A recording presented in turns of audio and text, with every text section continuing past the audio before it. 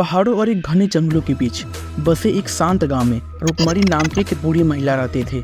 वह अपनी रहस्यमयी आदतों और प्राचीन लोक कथाओं के गहरे ज्ञान के लिए जाने जाते थे। गांव वाले अक्सर उसके बारे में फुसफुसाते रहते थे, लेकिन कोई भी उससे सीधी बात करने की हिम्मत नहीं करता था। एक शाम रवि, प्रिया और अनिल नाम के 3 दोस्त फुसफुसाते जंगल की खोज करने का फैसला करते हैं, जिसके बारे में रुक्मणी ने उन्हें चेतावनी दी थी कि जंगल की काली प्रतिष्ठा थी। कहा जाता था कि जो कोई भी सूरज डूबने के बाद वहां जाता था वह कभी वापस नहीं आता था। तीनों में सबसे बहादुर रवि ने चेतावनी को हंसी में उड़ाते हुए कहा, ये सब बुजुर्गों की बातें हैं। प्रिया और अनिल हालांकि संकोच करते हुए रवि के पीछे पीछे जंगल में चले गए।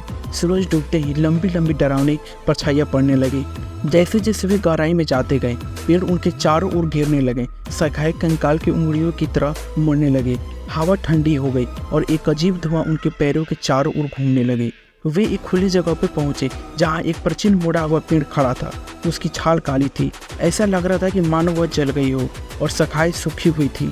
अचानक उन्होंने फुसफुसाहट सुनी, पहले हल्की लेकिन धीरे धीरे तेज होती गई। आवाजें हर दिशा से आ रही थी, एक भाषा में जो वे समझ नहीं सके। दोस्तों ने एक दूसरे के पास सिमटते हुए डर महसूस किया। फिर प्रिया ने कांपते हुए आवाज में पूछा, यह क्या था? रवि ने बताया, यह सिर्फ एक हवा है। अनिल, जो अभी तक चुप था, उसने पेड़ों की ओर इशारा किया और कहा, देखो। पेड़ के नीचे एक पुराना लकड़ी का बक्सा पड़ा हुआ था। रवि की जिज्ञासा जाग उठी और उसने बक्सा खोल दिया।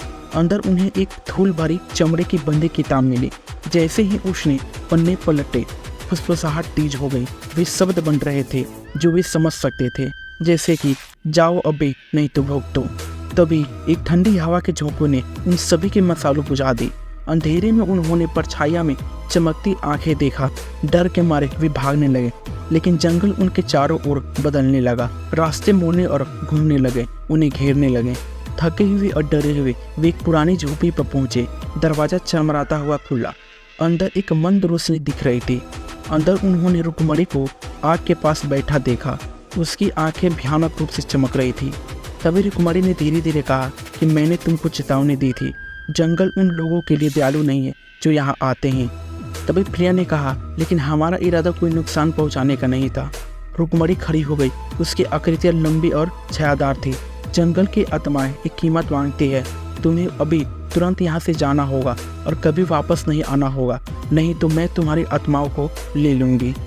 यह कहते हुए उसने उन्हें जड़ी बूटियाँ से भरी एक छोटी थैली दी और उसने बताया कि इन्हें तुम जंगल के किनारे लगाओ, यह तुम्हें बाहर का रास्ता दिखाएगी। दोस्तों ने वैसा ही किया जैसा उन्हें बताया गया था, और जैसे ही जड़ी बूटियाँ जलने लगी, एक रास्ता चमक उठा जो उन्हें सुरक्षित रूप से जंगल से बाहर ले गया। वे गांव लौट गए, डरे हुए लेकिन जीवित। गांव वाले ने उनके भयभीत चेहरे को देखा और वे फिर आपस में फुसफुसाने लगे। उस दिन के बाद रवि, प्रिया और अनिल ने कभी भी फुसफुसाते जंगल में क्या हुआ इसके बारे में कभी बात नहीं की। और हर शाम जैसे ही सूरज डूबता, वे रुक्मणी को गांव के किनारे खड़े जंगल को ज्ञान भरी नजरों से देखते थे। कोई भी फिर कभी उस जंगल में जाने की हिम्मत नहीं करता रहा। इसी तरह की इंटरेस्टिंग और हॉरर स्टोरी वीडियो के लिए आप हमें सब्सक्राइब कर सकते हैं।